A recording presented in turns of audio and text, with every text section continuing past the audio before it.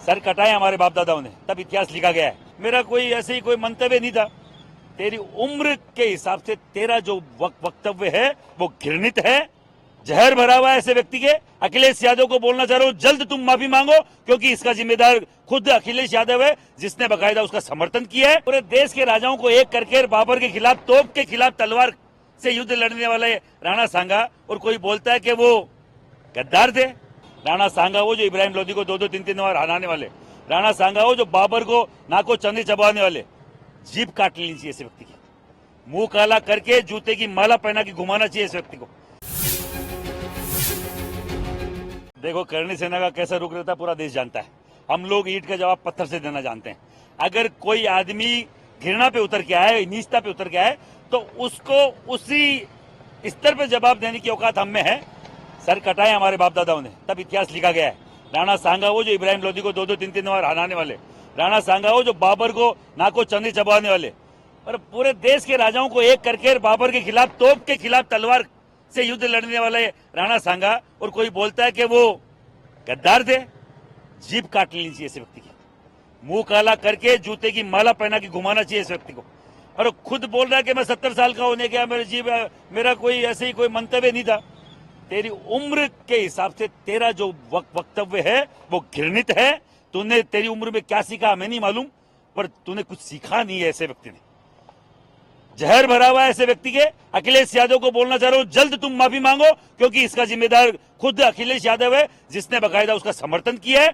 और उस अखिलेश यादव जिसके 32-33 जो भी एमपी आए हैं, वो केवल करणी सेना से राजपूत युवाओं के कारण से आए।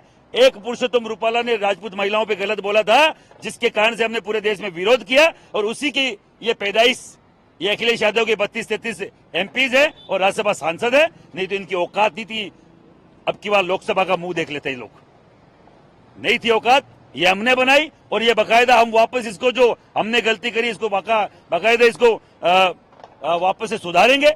वो सुधार ये है कि अगर वो पन्ना पलट रहे इतिहास का, हमने पन्ना पलट दिया तो सपा का सफाया हो जाएगा। ये हमारा दावा है। पूरे यूपी में विरोध दर्ज किया जाएगा, पूरे देश में विरोध दर्ज किया जाएगा। और हमारे ऐतिहासिक पात्र के खिलाफ कोई बोलेगा तो बाकायदा, हर बार की बात ही नहीं कि आके माफी मांग के निकल गए। माफी से कुछ नहीं होगा, सपा से निकला जाए। और मैं बोल रहा हूं लोकसभा के अध्यक्ष से, स्पीकर से, बाकायदा इसकी मान्यता रद्द हो। राष्ट्रपति महोदय से निवेदन है, इसकी मान्यता रद्द हो। ऐसे कुंठित जहरीले व्यक्ति को लोकसभा में, राज्यसभा में रहने का कोई अधिकार नहीं है। ये मनोनीत होकर आया हुआ व्यक्ति है, सपा का भेजा हुआ है। सपा इस पे माफी मांगे, अखिलेश यादव माफी मांगे। नहीं, अखिलेश से 2-2 हाथ करने को हम तैयार है। और बाकायदा जब तक वो माफी नहीं मांगेगा, हमने विरोध किया है। भारतीय जनता पार्टी का जो सबसे बड़ी विश्व की पार्टी है, तो इसकी तो कोई पार्टी नहीं है साहब। हम अगर अपनी पे आए तो पूरे देश में अगर इनके खिलाफ अगर हमने मोर्चा खोला, खोलेंगे। हम नहीं सुनेंगे हर बार कि बोला और माफी मांग के निकल गए। राणा सांगा नहीं, बात राणा सांगा की नहीं है, बात है इस देश के स्वाभिमान की। महाराणा प्रताप, राणा सांगा, बप्पा रावल इस देश का स्वाभिमान है।